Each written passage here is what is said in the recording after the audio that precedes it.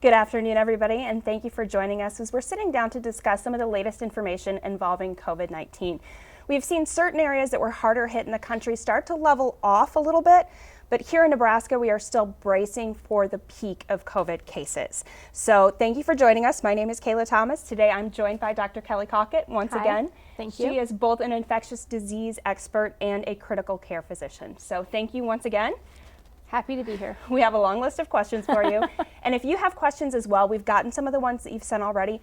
Feel free to put those in the comments and we will try to get some of those answered for you live. If we do not get to them live, we'll get back later and type in some answers for you. Once again, just a reminder, this is an informational chat. It's for purposes of information only. If you have questions specific to your health or medical condition, you want to direct those towards your primary care provider. So first of all, let's kind of talk about the peak because people have been watching different models. There's more than one out there. When do we think that's going to happen here in Nebraska? Sure, so it's a great question. Right now, we are projecting that we see our peak at the end of April.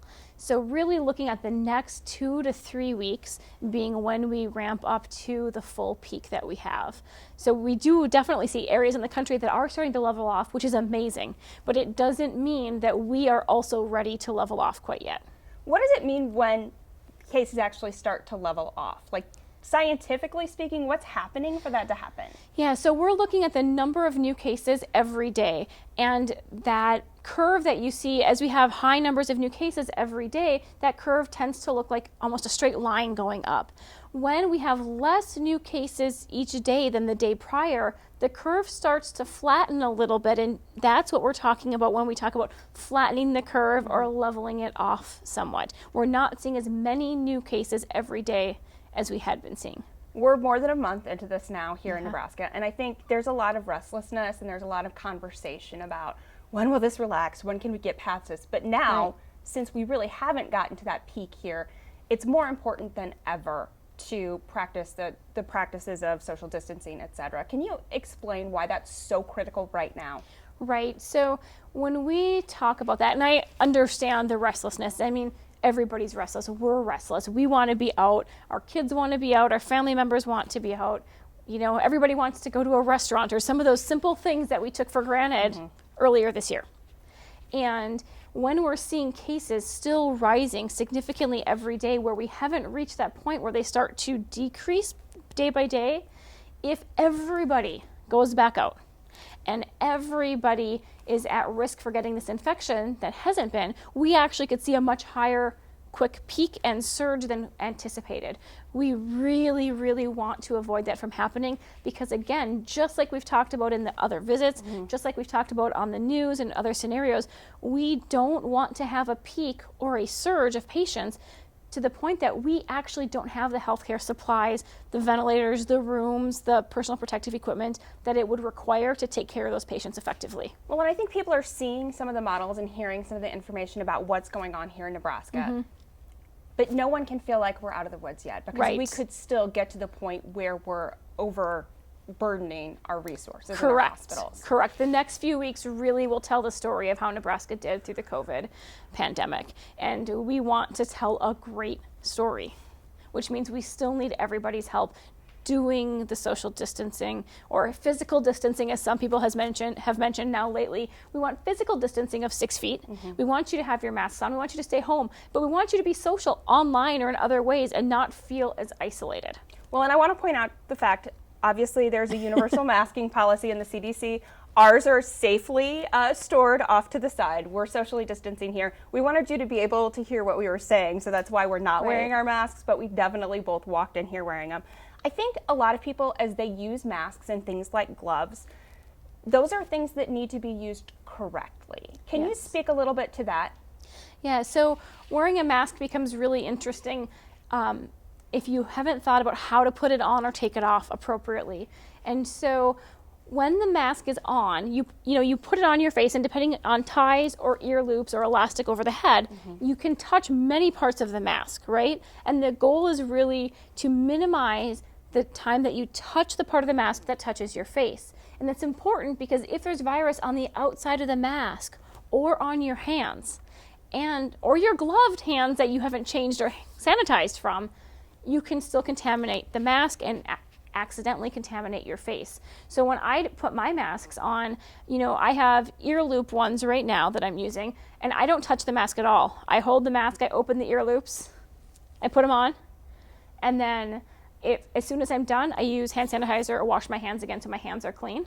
And then when I take it off, I do the same thing. I grab the ties or the ear loops, I lift them up, and I turn it face down onto a paper towel like we have over here. I've actually, in my office, I've stuck push pins into a corkboard and hang my masks facing the wall up that way so they're suspended in the air actually even. So you really have to be cautious about how you handle the mask and how you put it on or off so that you don't accidentally infect yourself. And then for gloves, if you put a pair of gloves on and you go everywhere through the grocery store and you touch all the things with your gloves, you have to remember your gloves are just like your hands. If you then accidentally touch your face with your gloved hands, you still have the same risk you did with bare hands.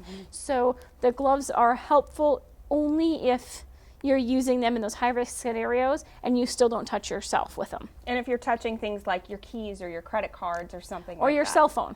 Right. So people who are using their gloves and then touching their cell phone and texting in the stores, but then if you don't actually sanitize your phone, that's still one of the same kind of concerns as how safe is your phone. And then it may be giving you kind of that false sense of security. Correct. So we want to make sure that if people are using masks and gloves, it's a good way to think about what you're doing, but don't think that that's the only thing that's protecting you. Right. And still remember, our eyes are still exposed if you don't have glasses or something else on or eye protection. So even touching your eyes will carry risk too. Testing has been a huge subject. It's Yeah. something that we touch on every time we have one of these conversations. Has anything changed with testing? Who's in that priority category that we're testing right now? Yeah, so we've expanded some of our testing capacity. We're doing more testing of people who are asymptomatic, particularly around patients who may need transplants or need a procedure that we can test them in advance and make sure that they don't have any asymptomatic carriage, which we've heard a lot about, that would put the system at risk. We also are more liberal in testing our pregnant patients, especially as they're coming into the hospital looking for their delivery times. We have more community testing that's continued to roll out. Our drive-through testing is just starting to take off this week and is evolving. So again, more testing capacity in that respect. So we've not outstripped our capacity to test, but we still don't have the ability to test thousands of people quickly or within a day. We don't have rapid tests to that level. And I think that it's still important to point out at this point that the amount of tests that are being done on the most symptomatic or the most critical populations. But the percentage of people that are testing positive, that's still low, correct? It is. Our percentage of people testing positive, although we've seen increases, again, as we're talking about these daily increases, our overall percentage in the community of positive tests is still fairly low. And again, as we get more testing done, we may see that shift as we get more patients who aren't as symptomatic or who aren't as sick getting tested. The other thing in relation to testing that's gotten a lot of media press is serology. So can we test for antibodies? And so I do want to mention that too, because we haven't talked about it before. Absolutely. And there was announcements actually early on that serology testing would be widely available and the FDA was allowing it to move forward. And now, just yesterday, we're hearing more news releases that the FDA is recanting this a little bit. And part of that is because some of these tests came out and really weren't validated to be as good of a test as we would like. And some of the tests were testing antibodies in a way that historically we know haven't always been as reliable. So although we're talking about antibody testing, and we would love to see that be widely available, it doesn't help in the acute setting. We're still looking at a week or two after someone's become sick before we would expect to see antibodies. We know coronaviruses historically don't always generate antibodies, which is one of the problems with serology testing. It may not be as helpful as we want it to be. It may not be like chickenpox where you get it and you have antibodies forever. And the tests we have just aren't as good as we want them to be. So we need better tests, and then we need to figure out how to deploy them and use that appropriately. I think that's a question we see again and again every time we have one of these conversations or we post a new article, is people really want to know, can you get it again? Are you immune to it? And we still don't know, bottom line. Right, so we still don't know, but we're getting a lot more information. We're learning that some people develop antibodies, and with the original SARS outbreak in the early 2000s, those severely ill patients all had antibodies evolve. But when we're looking at this spectrum of disease from mild or asymptomatic to severe, we may not have the same level of production of antibodies across the spectrum. And if you don't develop the antibodies, will you be immune to it?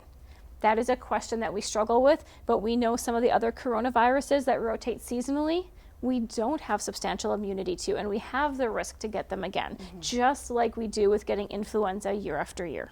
And right now what we're doing most critically is responding to the patients who do get this, who do need medical treatment. Yes, correct.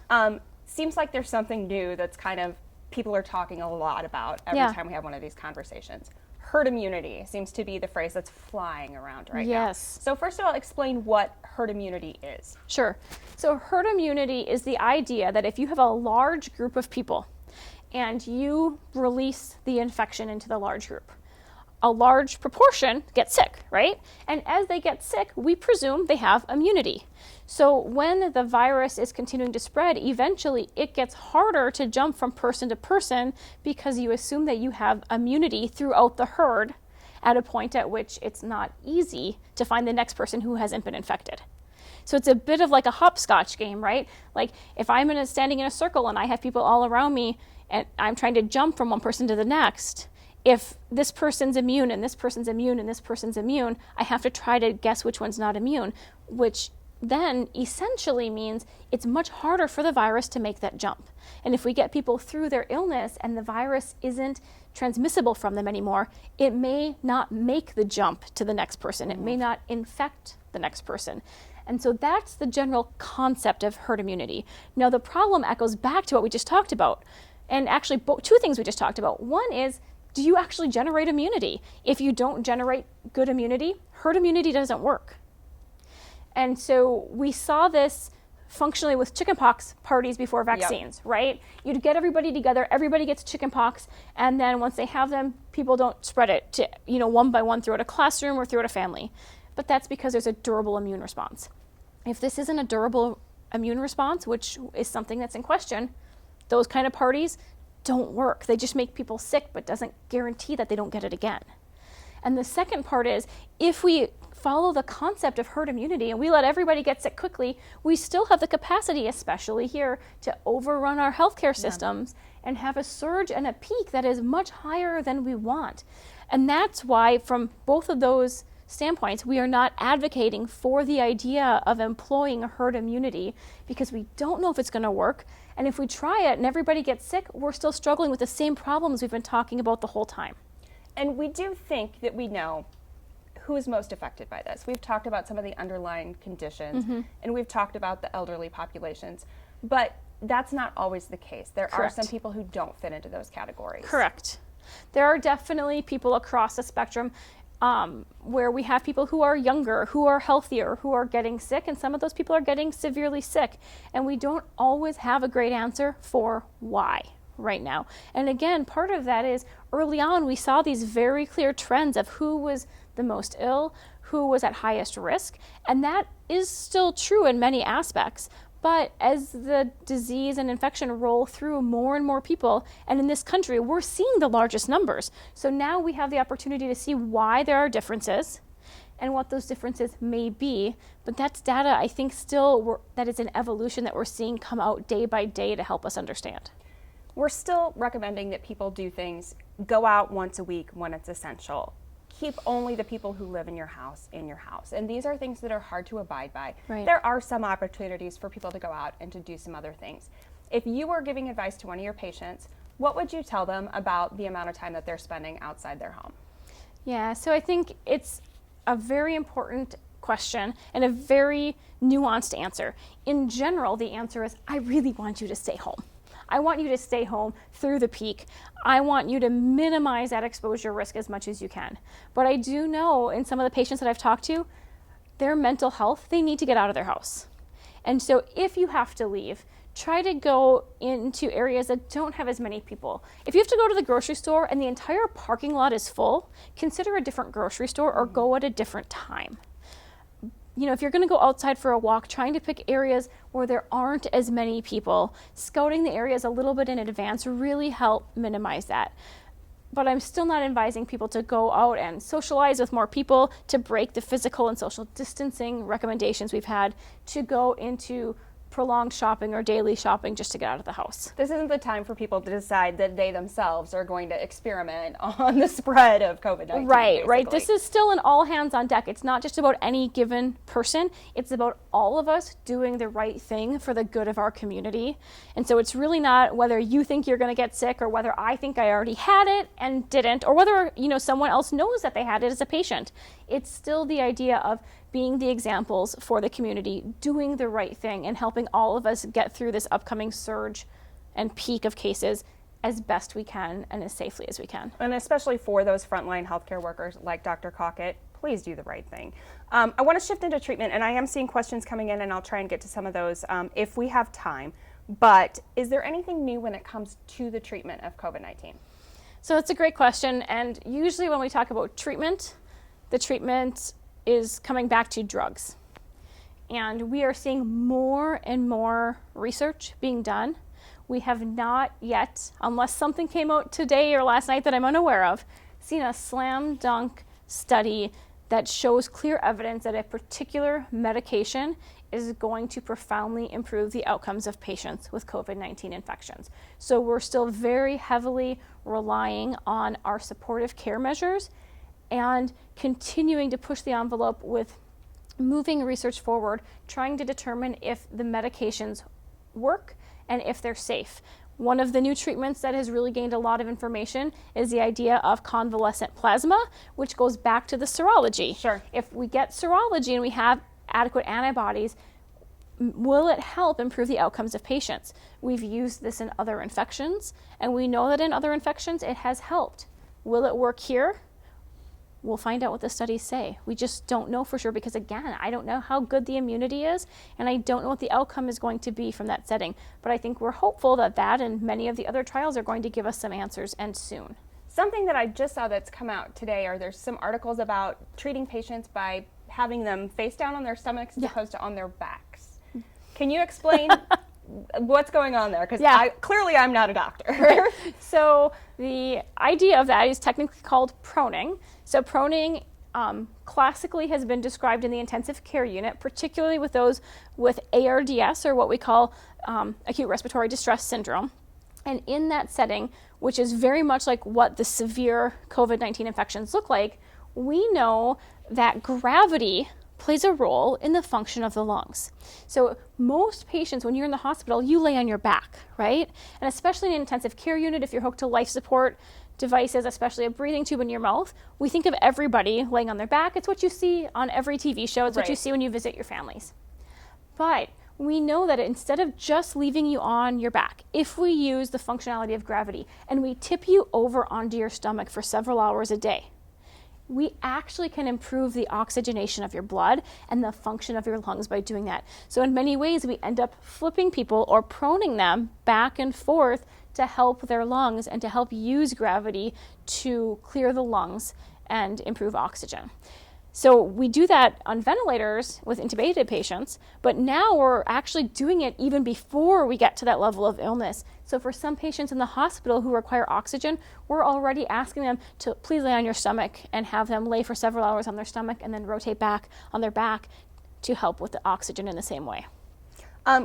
Clinical trials are going on, including one that we're taking a part in here. Do we know anything yet based on what we're seeing so far? So we do not have formal results from the trial here, so I can't answer that quite yet. I think we're very hopeful that we're going to see those results quite soon, and we're looking at bringing other medication trials actually into the institution now also, and other treatment trials in. So hopefully we'll continue to be able to help work through treatment options, but I can't speak specifically to the remdesivir results yet because I have not seen them yet. Well, and it's important to note that the trials are being done in the right setting, in the right way, with the right documentation so that the results are legitimate, so that we know what we're seeing is what's actually happening. Right, and I think right to that point, when we do studies like this, yes, we use a medication, yes, we don't know if it works, but compared to a lot of the studies that have been called into question lately, we have two groups, people who receive the medicine and people who don't, and we follow safety profiles very aggressively to make sure we're not seeing that the people who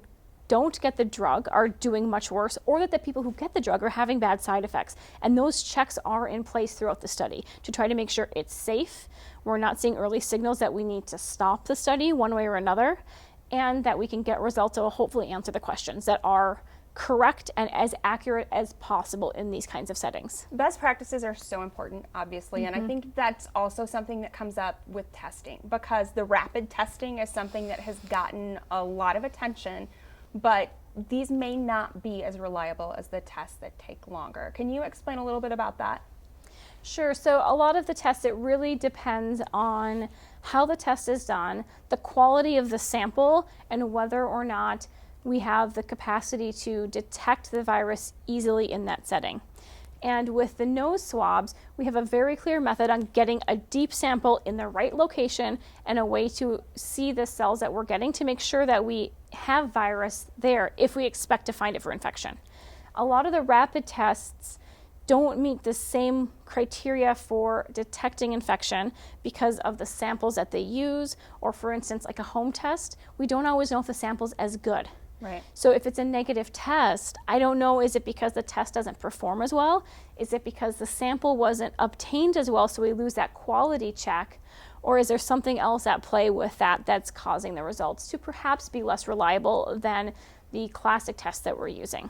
A lot of questions coming in, and I'll try to get to some of those and answer them afterwards as well. And thank you out for the kind and positive comments as well. Along the lines of herd immunity, let's kind of jump back to the idea of some people saying, why do we have to quarantine everyone? Why can't we just isolate the people that are most at risk? Right. So the people who are most at risk really goes back to your point earlier. We said we had that information sorted out, but we know people who are asymptomatic can shed the virus and can infect other people. And we know that it's not just the at-risk groups. Everybody has some level of risk, and it is somewhat unpredictable who may become the most ill, especially in the groups that we have previously said are not at risk in the same way. And so if we quarantine everybody at risk, and which is a smaller proportion of the general population, and then everybody else goes out and still spreads the virus, we're still going to see a proportion of patients that require admission to the hospital that get critically ill. And it's not going to necessarily dampen the surge or peak as much as people would like to think it would. Everyone's looking for answers, I think, right now, and everyone's becoming an expert, but we really do have the experts here, and we're learning more as we continue to respond to this.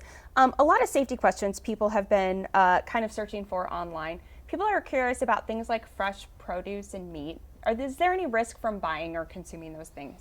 Right. So I don't think we've seen data that shows buying fresh produce, buying meat necessarily is a transmissible risk for getting COVID-19 infections.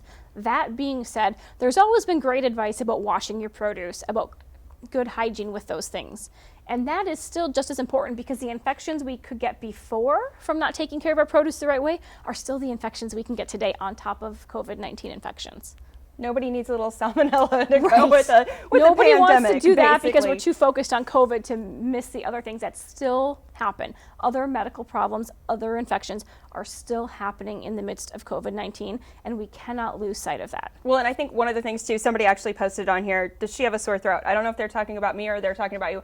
It is allergy season, and I think right now everyone is still kind of concerned that every little throat scratch or cough or sneeze or anything else is related to COVID-19. So let's hit again on what maybe some of those hallmark symptoms are of what we're actually seeing. Sure. So first, I don't know if you're talking about me or her, but I do not have a sore throat. So I'm if I sound funny, I don't know why. I feel fine. But you're right, it is allergy season. And we're having a lot of discussions about that. And patients are calling in. And one is, think about what your normal allergy symptoms are and when you see them. If your allergies that you get every year start around this time and you have the exact same symptoms, more than likely it's still your allergies. But one of the classic things we really think about is the sneezing, the watery eyes. Part of allergies does not necessarily relate in the same prevalence to COVID-19 infections. So COVID-19, again, we've seen a lot of different symptoms described, still really thinking about shortness of breath, cough, fever, And then, of course, the loss of smell or taste we've heard more about. Those things are different. And if you haven't had those before and you're questioning it, then I think it's reasonable to talk to your doctor and say, my symptoms are different than what I remember. They're different than what I'm used to. And I'd rather you call and have that discussion than not. But if they're exactly the same as you'd expect, I think that's very reasonable to think that you're still going to have allergies this year as you would have every other year. And we see a lot of questions coming in. Your time is very valuable, so we're going to wrap up here pretty quickly, and I promise we will type answers to some of the ones that are still coming in. But recovery is something that I want to touch on because we are treating COVID patients here. What's it like for our doctors, for our nurses, for our medical assistants when someone gets better or when someone comes off a ventilator? Yeah, so I think just like everywhere else where you've seen the excitement when someone comes off a ventilator, anytime someone improves and we get to take away life support, everybody is excited. We're excited for the patient. We're excited to have made that step forward. We're excited to celebrate people getting better. And so I think that's very much true. And I think our patients are always excited, although sometimes maybe frustrated for being on a ventilator so long for some of the people who've been as sick as they've been, but still it's a point of celebration. It doesn't necessarily mean you're out of the woods. You're still in the hospital and you're still in the intensive care unit, but it's a sign that your lungs have gotten strong enough again to not require life support, and that's a huge step.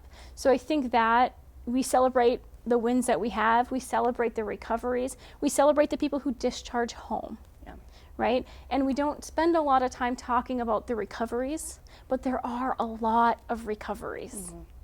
And so I think that's really important. For patients who have recovered, you know, some patients will say it takes them a little longer. You know, they don't feel great right away, obviously, as we'd expect. Some people have lingering coughs, which is not uncommon. We've seen that with other viral illnesses and lung infections before.